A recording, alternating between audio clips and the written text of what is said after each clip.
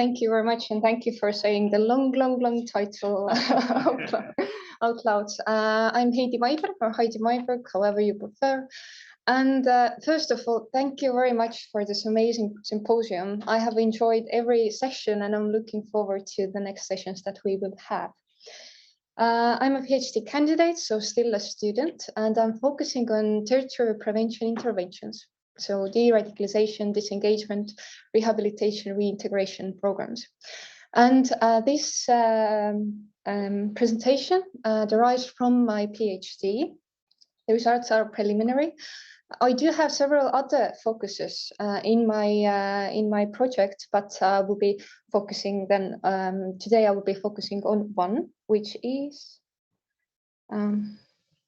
how is impact assessed or impact assessment addressed in tertiary prevention intervention? So as I said, in these programs.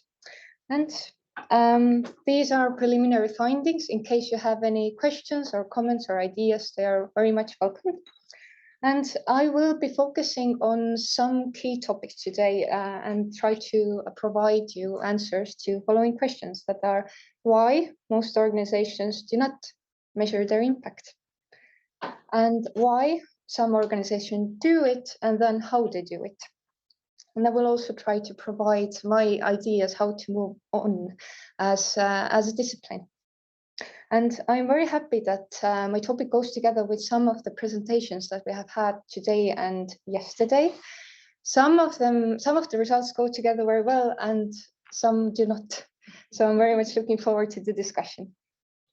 So, but a few words about the state of play in the area, just simply to be on the same page.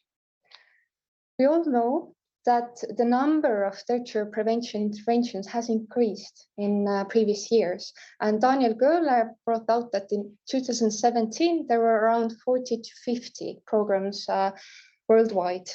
And tertiary prevention interventions have become part of counterterrorism or prevention repertoire. This is something we can see here in Australia as well, that this is something that we do. At the same time, we know very well that if these methods, if these ideas are not tested, they might do more harm than good. Or at least this is something that we are afraid of. And this is why we feel that they must be tested. At the same time, Tore Björgo, the creator of the first de-radicalization program, has said very out clearly that extremist groups have a high turnover. So if somebody enters the field, most likely they exit the field. So we do have this question whether these interventions are actually necessary, if entering and exiting is already part of the normal process. For most of the people, not all, but yeah. At the same time, especially within the last years, we have had this need stated by policymakers, intervention providers, also researchers, that we must do some sort of impact assessment to understand what we are doing, what methods work, and also in order to understand where we are putting our money, because most of these programs come from funding from the states, so taxpayers' money. So, what are my research questions? How is impact assessment defined by intervention providers? So how do they see it? What is it? What it is not? What are the dilemmas that practitioners face regarding impact assessment and program evaluations? What is the rationale behind not evaluating or assessing the initiatives? And how impact is assessed by the agencies who do it, or by the interventions who do it. A few words about the methodology and the method and data analysis.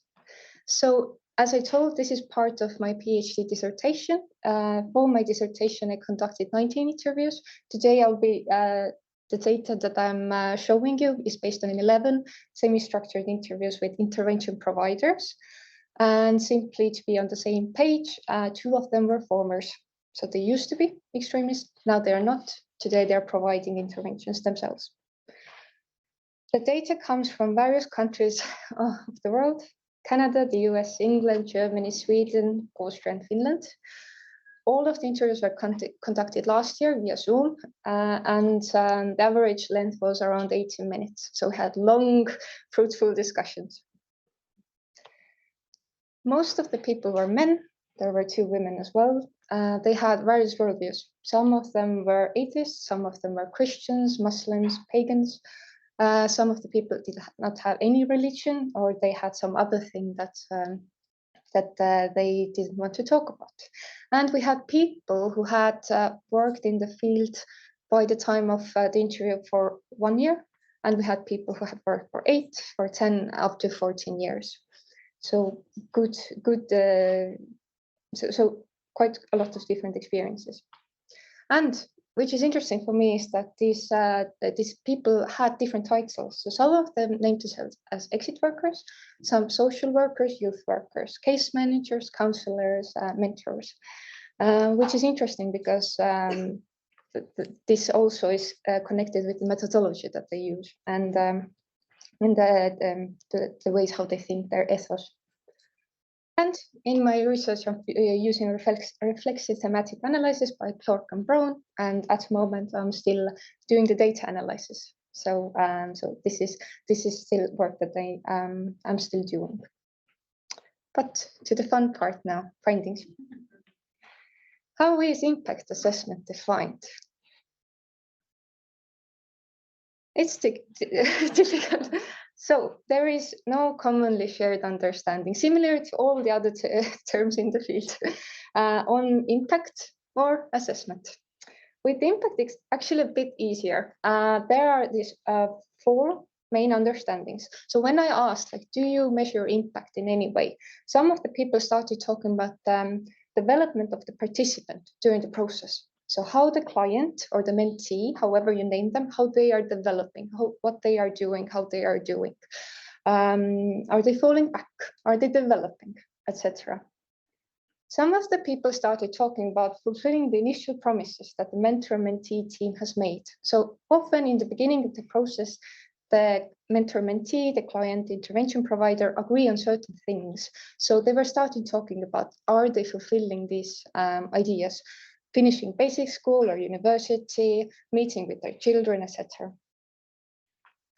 Some of the organizations started talking about funding and the perspective of the funder. So how the funder is evaluating them and checking them based on the number of cases or based on the time that they spend on the on each case and like their results. And also some people started talking about dropping out and the so-called failures. So, so how many people have fallen out from the program and how many people have actually re-entered the extremist milieu. Well, with assessment, there is a wider spectrum. And on the one side of the spectrum, there is one individual who said that, well, what do you mean by assessing? I do not understand what you are saying. So it took like 20 minutes to come on the same page and to understand that, okay, what do I mean by assessment and by data and thinking and analyzing and reflecting, etc. And on the other side of the spectrum, we have an organization that has defined different types of assessment, and they have thought about, okay, what they must do and what are the assessment that they actually do not need to do. So they have defined there's risk assessment, that they have a feeling that this is something that they must do. They do needs assessment in the beginning of every program or project, and they also talk about process assessment. So exactly like how is going on, how the case is developing, etc. So we have some organizations who are very well informed, very reflective, and then organizations who do not even understand the meaning of certain words. But what are the dilemmas that organizations have in terms of assessing their impact? A lot of them have difficulties with finding ways or indicators that should be measured. They do not know how to measure and what to measure and what not to measure. So exactly, should we measure risk? Should we measure the process? If yes, what are the tools that we should use? every case is different. So should we use the same tools all the time or different tools? So they have these dilemmas and discussions. The next thing that's very common, intervention providers have difficulties with defining success, especially with tailor-made cases. And this is something that actually like policymakers and researchers address, that every case is different, every individual is different, so we should have these tailor-made approaches. However, success is different then. Every case is different, success is different based on every case. So in a way, when I asked them, what is success? Then they said, it depends. Because every case is different and success in this way is different as well, which makes assessment very difficult. Something that not all of them, but some of them brought out is that there are no suitable tools to assess it. They see that we must reflect on our results, we must compare them, but we do not have proper tools for that. Most European organizations are well aware of risk assessment tools. They have actually training in using VR2 or ERG22. Some people brought out TRAP 18, but they have a feeling that this isn't something that they should use, because de-radicalization and disengagement and the other processes are so much more than only risk and recidivism. So a quote, how would you create a tool to anything with a process which is highly individual? So this is the perspective of many intervention providers. But what is the rationale then behind not evaluating or assessing their work? Again, there are no suitable tools. There are tools out there, but I don't know how to use them. And I have a feeling that they will not be enough, because de-radicalization and disengagement is so much more than only risk assessment or evaluating our work as an organization. It's something you cannot grasp with the tools that we have today. One very important thing, and especially coming from people with a background in social work and youth work, they do not want to be like police, probation, and prison. So uniform wearers. A lot of organizations like that, police, probation, prison, they come in with papers, they have scales, and this is something that intervention providers do not want to do. They want to have trust between the client and themselves. They want to have good relations, and even if they write something down after some session or every session, they do it after the session, not in front of the client or mentee, because they have a feeling that this is something too clinical. They do not want to lose their respect, the trust, and this is why they want to avoid doing it. And a lot of them are working based on their gut feeling. I know the person, I know what they want, we have the agreements, then I'll see how they are doing. And I have this experience with them and with some other people as well, and we'll see how it is going on. And this is especially common with formers working in this field. I have gone through this process myself. I know where they are, I know what they need. And a lot of organizations actually said that we would like to have this assessment, we would like to do all sorts of things and play with scales, but in the end, is there a purpose? Because we cannot give any guarantee. We cannot say that this person has de-radicalized 100% or disengaged 100%, and we are happy to give this person to the society. They cannot take this. They cannot give this kind of guarantee because they're afraid to do it, and they're afraid that at some point these people, for other reasons, might relapse or like go back to the organization or do something bad, even if there are new triggers and indicators in the game. Yeah, I have two quotes about this. So yeah, they said, we cannot ever say that we know exactly what the outcome would be, and it is the same thing with risk assessment. There is no guaranteed way to assess will somebody recidivism or not. And actually, like only one person used the term recidivism, that is quite commonly used in the academic literature when we talk about risk assessment and de-radicalization and disengagement. And also, like one organization said that we stepped back in doing the measuring because actually, like we do not want to take the responsibility of possible consequences. We are not psychiatrists whose work is to do it, just to test, to write down papers and to do this test. And we are not also police. We are social workers, we are exit workers, we help people in other ways, in different ways. This isn't our place. And again, something that has come out already, but simply to be very clear, there's a lack of common understanding about the outcomes. So what is de-radicalization and disengagement, and the definitions? How do I measure that success? How do I know that the person really thinks what they are telling me? I don't know. Something that goes together with the Daniel Goehler's and Andrew Journey's presentation. When it comes to de-radicalization, what does that mean? So even within the organizations, often they do not have this their own definitions for these terms. But coming more to the positive side, how is impact assessed by intervention providers? So what are the things that they do regarding those who do it? So as I told, often the teams agree on certain plans and agreements. So they are checking whether they are fulfilling the agreements and plans or not.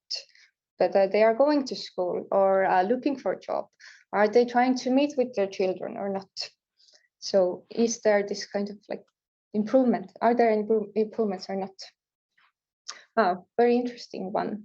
Other life takes over. So for instance, like you can see that your client cannot meet you because they have other things or better things to do. So for instance, they're meeting with friends, so they have to postpone the meeting, or they are they're at the job interview, they are moving, etc. So this is something that the practitioners see that, okay, some development is happening, the other life is taking over, which in the end is the goal. One very interesting example here that staying in touch with interventions in some cases can be the indicator of success. So one person said that a client from 2009 still stays in touch at least 2 times a year and sends a big box of candy. And then the agency has said that there's no need to do it, but that person wants to show their gratitude towards the organization, and they say, thank you, I'm thinking about you, I'm so happy with my life, and you have been so good to me. And actually many organizations, they have active and inactive cases. So as organizations said that we cannot give you this guarantee that this person has de-radicalized or disengaged. So the logic of some organizations is that they have active and inactive cases. So they do not have cases that they have finished with. They have cases they work with, and then they have cases that are part of their, I don't know, toolbox, or that in their luggage. They have files about these people, and they once in a year they call and ask, how are you? They do not need active support. However, they're still there, and if they need, they are there for them. So in summary, there is a lack of clarity with definitions, processes, and the meanings of the process and aims of the interventions. There is a need for a suitable tool, and something that the people said, that risk assessment tools are not suitable, or at least not enough. A lot of organizations and practitioners work based on their gut feeling, especially formers. And what we need here today is that we need there are lots of different phases, and we need different tools for different phases. So risk assessment tools have their part, however, they cannot be the only things. We need tools that can help us, bless you. We need tools that help us with understanding the process, etc., and the needs, and so on. A bit of the literature that I used, and thank you.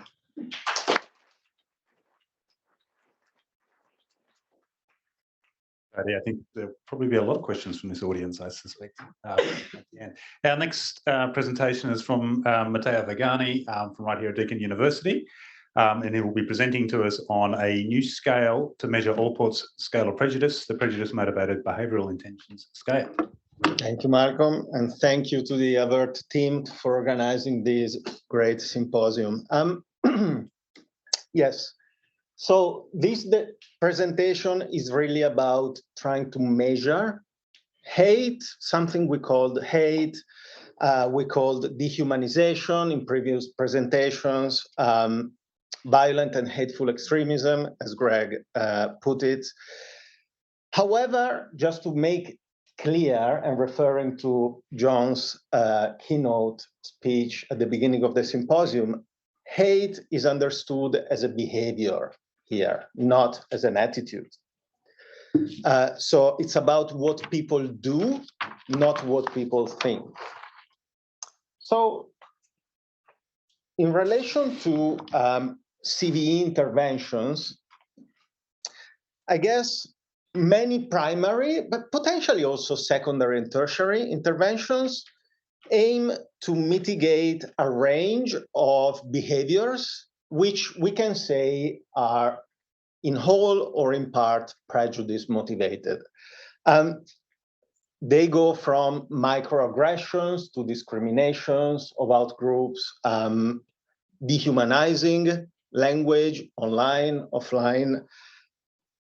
And the assumption is that if we leave unchallenged these behaviors, then something worse will happen, maybe hate crime, maybe violence, extremism.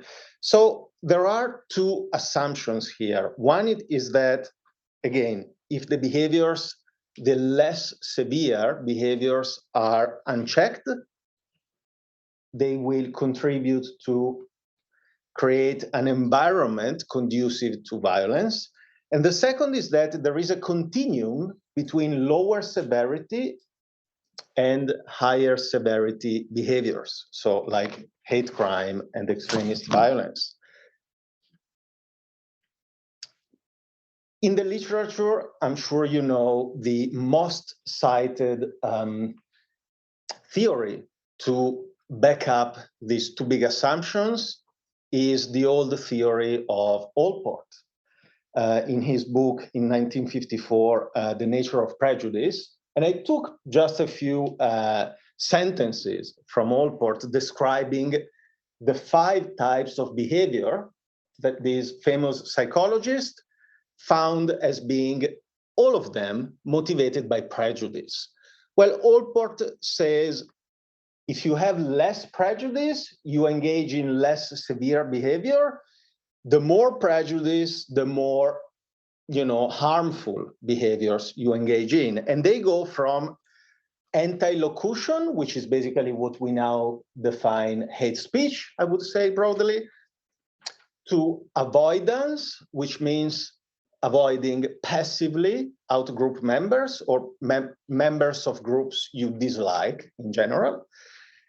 Discrimination, which means actively discriminating the disliked group. Physical attacks, which they can be attacks against people or against properties. And Allport says extermination. Well, that's what maybe we call today terrorism. But in Allport's view, it can be also state-based, let's say, violence, like genocide, which is a little bit out of context from what we're talking about. So again, this is, let's say, in very simple terms, Allport's scale of prejudice. So what we wanted to do is actually finding a measurement tool, a reliable, a good one, which I will present today, and hopefully it can be used by researchers and practitioners to measure all these behaviors and actually to see empirically if there is a relationship between them or not. Is there a relationship between lower severity and higher severity? So we did all our homework. We said, okay, we want to do it well. It's been a year in the making, so we took a lot of time. Okay. So first, we reviewed all the instruments existing, the literature, and all of these. Then, based on the review,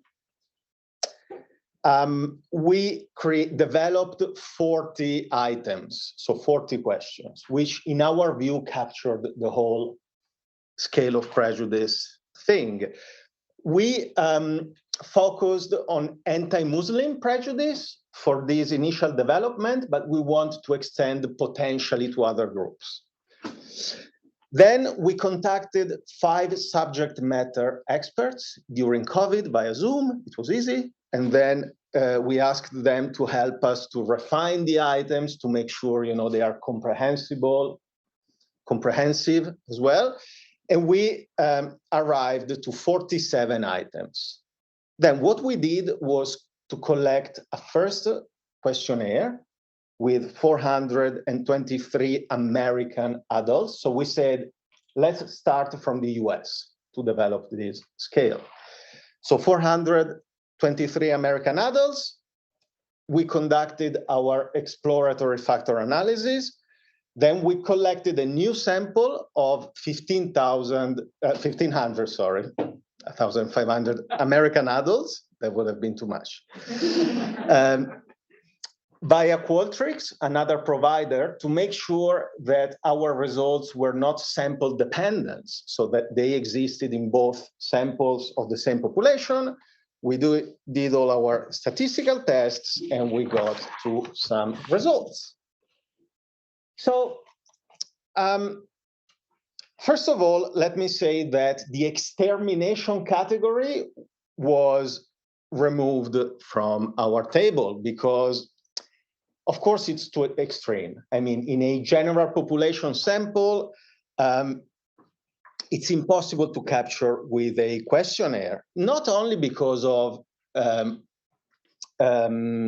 let's say, social desirability bias problem, like people don't say, yes, I want to exterminate my neighbors, but also because it's such a rare incidence having a person with this behavioral intention that it basically doesn't make sense to measure them in a questionnaire.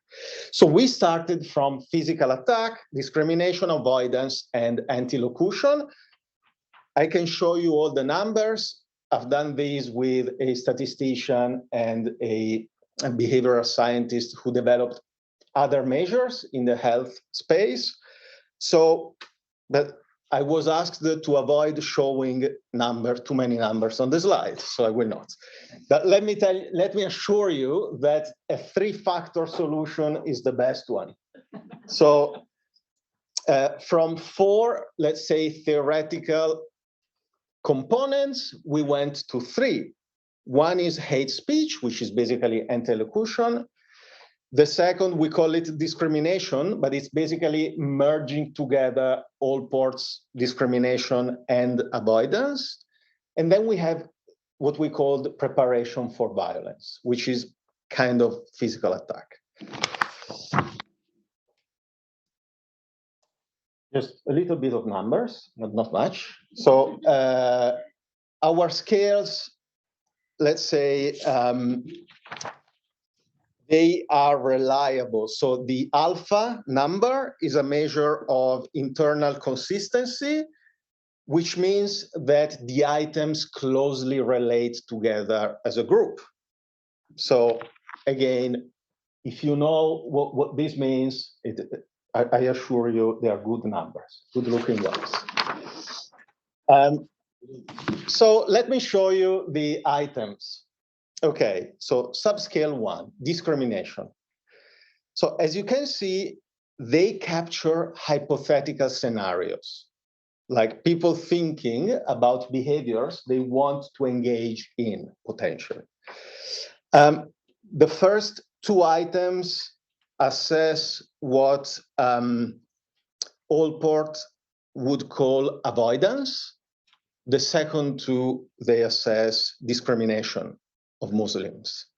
So you can see I would not send my kids to a school where there are too many Muslim students, etc.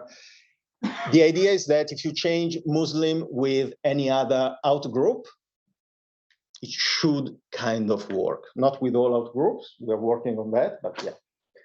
Then we have hate speech. Well, this is a really tough one because we wanted to capture different types of hate speech, but basically the first two items are sanctioned as criminal acts in most places and countries, even in the US, believe it or not. John, I think I'm right? In the US, it would be a crime to physically threaten, or hopefully, I don't know, maybe. Anyway, glorifying crime is not a crime in the US, but anyway, the idea was that we didn't want to capture opinion crimes. We wanted to, that can be dismissed as political, but we wanted to capture really, severe forms of hate speech that most people would agree, they are hate speech. And then we have preparation for violence. Now, yesterday in many presentations, colleagues explained this relationship between believing that aggression is instead, defense. So these items are measured, to try to capture that idea. So in order to defend my community, what would people prepared to do? So basically, we were satisfied that the prevalence of these behaviors in the community, well, it's kind of highish. So we had 11.4%, as you can see in the slide, of people who would not send their kids to a Muslim school. 5.8%, so in the 1,500 people sample, 86 people who would agree or strongly agree, or likely or very likely to, would physically threaten or would train in the gym to make sure they can fight well. So there is a decent incidence of the behavior in the samples we collected to allow us to do some interesting statistical analysis. So, okay, we have our scale. We tried to make sure it's good, it's decent. So we looked at content validity. I don't want to bore you, but basically it's about relevance, comprehensiveness, and comprehensibility of the items. Structural validity, and we did all our exploratory, even we did the exploratory factor analysis in two different samples, again, to make sure they're not sample dependent, and then confirmatory factor analysis. And I will talk briefly about the other two validities, construct and predictive, the final one being the best. So construct validity is about, is our scale associated with other scales measuring things that should be associated? So, for example, social dominance orientation. I don't go into, it's about believing that your group is better than another group. Anti-Muslim prejudice, so attitudes, and anti-Islam sentiment, and they are already validated measures, scales existing. So yes, our scale correlates highly with these existing constructs, but it's not the same thing. And this is something important. But most importantly, predictive validity. So this is really the holy grail of the creation of a measurement tool. So it's about asking yourself, do the questions that I am asking to people predict behaviors in real life? So we asked these 1,500 Americans if they engaged in all of those behaviors in the last 5 years, independent of our questions in our scale. Well, surprise, surprise, for every 1 point on our scale, which is a 5-point scale increase, so from low prejudice motivated intentions to high, we have 5 points. For every jump of 1 point, you are 3 times more likely to have voted for an anti-Muslim candidate in the last 5 years. 5 times more likely to have donated to an anti-Muslim organization.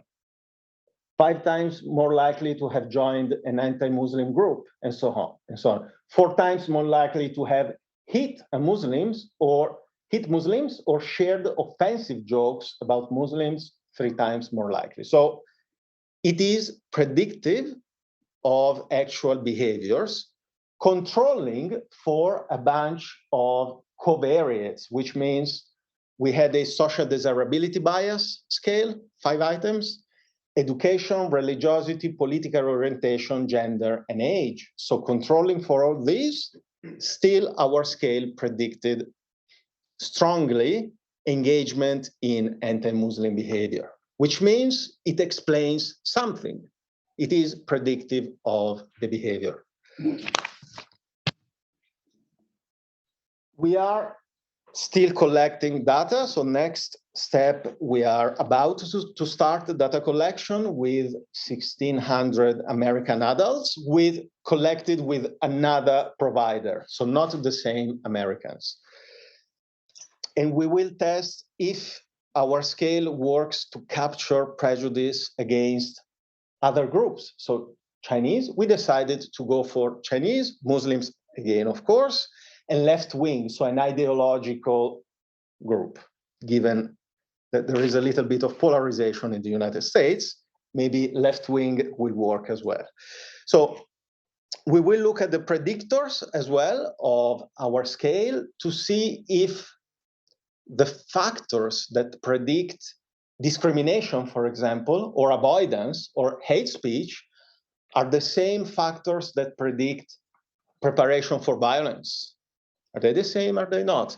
Are the two connected? So this is like one way of trying to answer the question if there is empirically a connection between lower severity and higher severity behaviors. But in general, the point is these 12 items, at least in the US, we have to do the cross-cultural validation in other contexts, but they can be used by organizations and researchers to measure intentions to engage in these harmful behaviors, which predict actual behavior.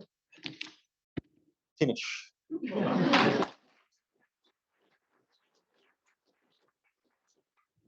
Thanks, Matteo. Okay, we have a good 10 minutes by my reading for questions. Yeah. Oh, John. I think you had your hand up. Thank you so much, both of you, again, two just terrific presentations. I've got one question for Heidi. I've got 7 questions for Matteo, but I'm only going to ask you one right here. We'll talk about the rest over a beer.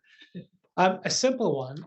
Why say behavioral intentions when intentions would suffice? You know, my intention is my plan to engage in some future behavior. So behavioral intention seems a bit redundant. So anyway. Oh my God, I found it on Google. Okay. Yes. I saw it in other papers. Now no longer believe your figures Sorry. either, by the way. So what you're doing and saying and claiming here is very dubious, but Yeah. knock yourself out. No, yeah. You know, it's a great question. I will Google again and see if it's an intention to behavior. We always and I don't want to put mom on the spot, but we always called it behavioral intentions in our lab, in our group. Is that a wrong way to call it? I don't know. I'm asking. I don't know that it's wrong. It just seems redundant because intentions are about future plans for future behavior. So Point taken. I will change the name. it's just a question. Doesn't matter. And Heidi, I thought your results were actually really kind of depressing. I'm curious to know if are these young programs, because they sound like staff that are so busy getting their feet moving that they're just too busy to think about success evaluation, because, or is it that they're not having conversations? Because you know what? Okay, de-radicalization is a crappy word. We're kind of stuck with it. We know what it is. We know how to evaluate these programs. It's not hard. So are they just not having conversations, or what's going on? There were young programs, there were old programs. Of course, every program is different. There was one program that was like 2 years old by that time when I conducted the interview, and they were very professional, very, very professional. However, there was a person who has worked in this field for 10 years, and they said that no paperwork at all. So you may say that the longer the organization in this field, the more professionalized they are. But there are exceptions as well. So to be honest, every program is different. But often they have had discussions about these things. Do they want to take the papers out in front of the client or not? When do they write things down? Do they write things down? How do they assess the needs of the help that one wants? Do they need a psychologist? Do they need a psychiatrist? Do they need social worker? Do they need to move, etc.? Yeah.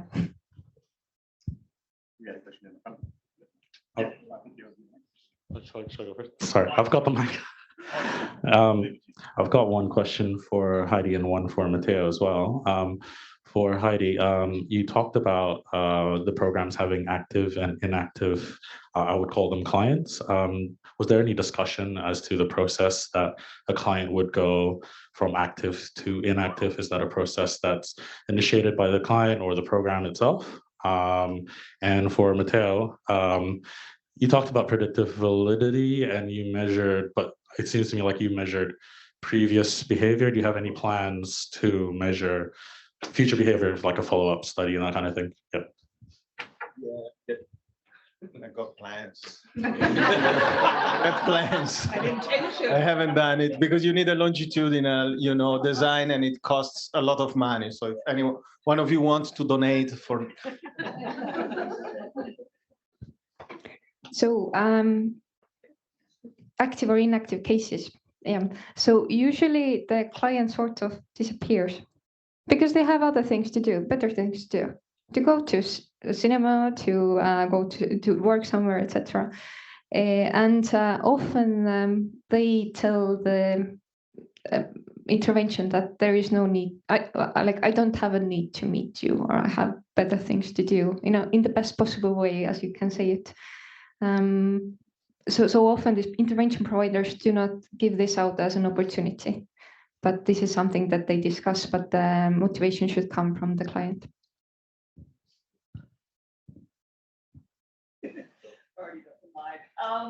Matteo, this is really fantastic. My question's for you. It is a genuine question. Obviously we see.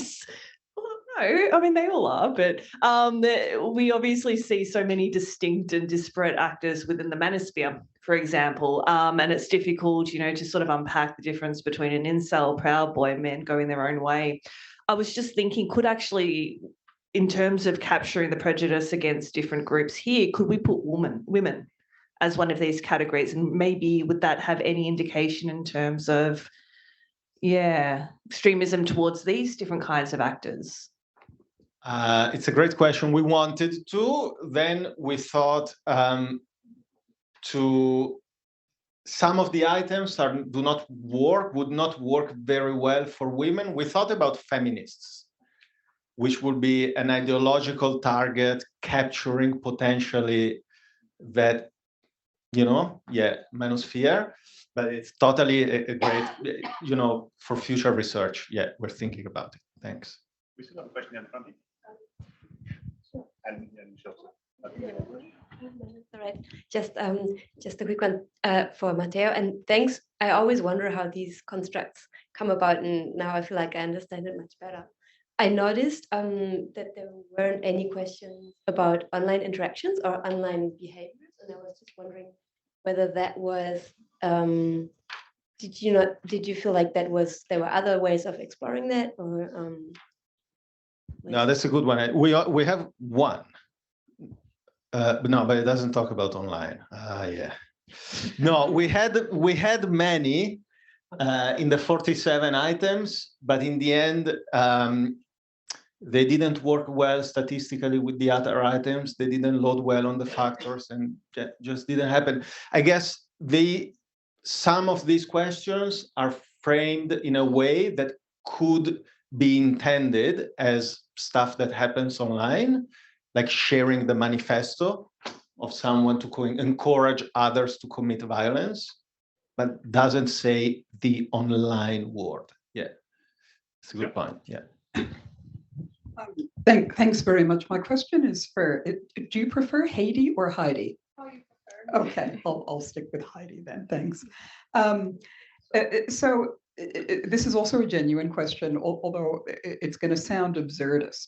So you have participants who say it's really hard to define impact, to define assessment, and indeed to define success, in part because every case is different and unique. If that is true, however, then there isn't really even a program, is there? So if no two cases are alike, then what is the program that we're even talking about assessing? So, there is a kind of absurdist, an absurdio reductum, I think I've got that right, that's at work here. But I am wondering, so the actual question here is, if there is a program, then who do you feel should be in a position to develop tools, but also training and a sort of consensus-based agreement about exactly what it is that they're delivering as a so-called intervention program? To be honest, you're on the right track here, because in a way, like when we talk about de-radicalization programs, we think that that there is one program and that everybody goes through this program, like a school program, or if you join a gym and you want to do Pilates, that everyone has the same program. But what at least in those areas that I researched found out is that actually every person has their own program. So there is no one program, at least in these countries. I know that in Pakistan, in Indonesia, etc., there are also these approaches that use one program for many participants. But I have feeling this tailor-madeness means here that every individual has their own program. And in terms of tools and training, I have asked intervention providers, how do they choose their methods? What kind of trainings they must go through, especially if there are formers, etc. And the main logic, of course, there are exceptions, is that it's up for the professional to choose the methods, and it's up for the professional to make the decisions. There are organizations that have several people working on a case at the same time, and then they together make these decisions. But it's very tailor-made in this sense, and it's quite unstandard and not standardized. Thank you very much. That brings us to time. Thank you, Heidi. Apologies. And Matteo. I hope I'm getting that right as well. And we'll let our next panel come on board.